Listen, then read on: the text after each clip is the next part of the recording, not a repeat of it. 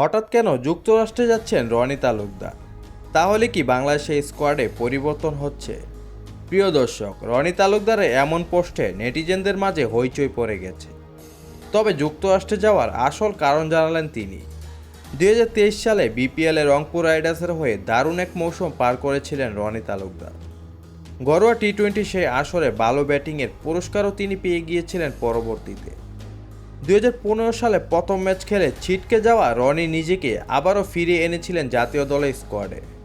পরবর্তীতে সেই বছর টি-20 দলের অবিচ্ছেদ্য অংশ হয়েছিলেন তিনি। তবে আয়ারল্যান্ড সিরিজ থেকে ফর্ম হারিয়ে ফেলেন রনি তালুকদার। সেই রনি আচমকা জল্পনাকে উস্কে দিলেন বিশ্বকাপ চলাকালে। মঙ্গলবার নিজের ফেসবুকে ছবি পোস্ট করে জানান দিলেন বিশ্বকাপের ভেন্যু যুক্তরাষ্ট্রে যাচ্ছেন তিনি। এরপরই প্রশ্ন উঠেছে, হঠাৎ করেই কেন বিশ্বকাপের পথে এই ওপেনার?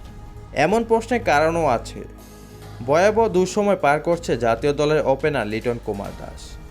রানের দুর্ভিক্ষ চলছে তার ব্যাটে। বিকল্প ওপেনার সৌম্য সরকারও আছেন রানের খরায়।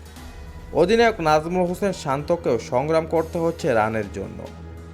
এমন অবস্থায় রনিকে যুক্তরাষ্ট্রের ফ্লাইট ধরতে দেখে কিছুটা অবাক আর আশাবাদী হয়েছিলেন অনেকেই।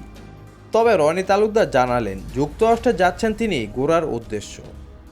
ইচ্ছে আছে গ্যালারি থেকে বাংলাদেশকে সমর্থন দেওয়ার। 10 তারিখে দক্ষিণ আফ্রিকার বিপক্ষে বাংলাদেশে ম্যাচ দেখার ইচ্ছে পোষণ করলেন রনি তালুকদার।